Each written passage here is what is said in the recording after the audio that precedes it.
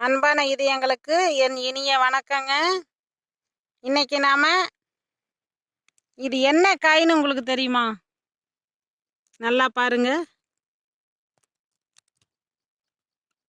இதுதாங்க வரி குருமத்தங்காய்.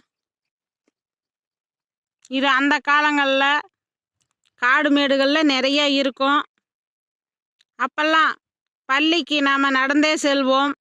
3 கிலோமீட்டர் அல்லது 4 கிலோமீட்டர் நடந்து செல்ல வேண்டும்.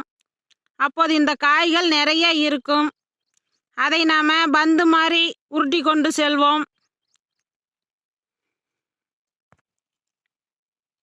நம்ம அப்துல் கலாம் சார் கூட இந்த மாதிரி பள்ளிக்கு செல்லும்போது நான் வரி குருமத்தங்காயை உருட்டி கொண்டே நான் பள்ளிக்கு சென்று படித்தேன் என்று கூறியிருக்கிறார். அந்த அளவுக்கு இந்த காய் அப்போது நிறைய இருக்குங்க. இப்பெல்லாம் களைக்கொல்லி அடிக்கிறதால எல்லாமே அறுவடை ஆகிவிட்டது. இது ஒரு அரிய வகை மூலிகை செடிங்க. இது பாருங்க, வரி வரியாக இருக்கும். இதுதான் வரி குருமத்தங்காய். இந்த காயில் என்ன நன்மைகள்னு பார்த்தா, நம்ம குதியங்கால் வாதம் வரும் ஒரு சில பேர்த்துக்கு. இந்த காயை நாம் தீயில் சுட்டு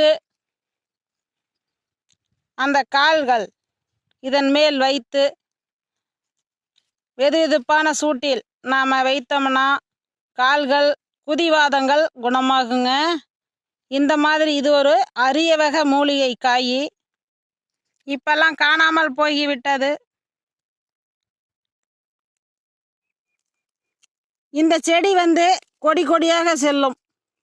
இது ஒரு கொடி வகையை சார்ந்தது. காய்கள் நிறைய இருக்குங்க.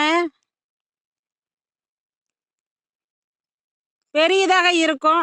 இது செல்வாக்கு பத்தாதால் சின்ன காயாக ஆகிவிட்டது. வரி குருமத்தங்காய்.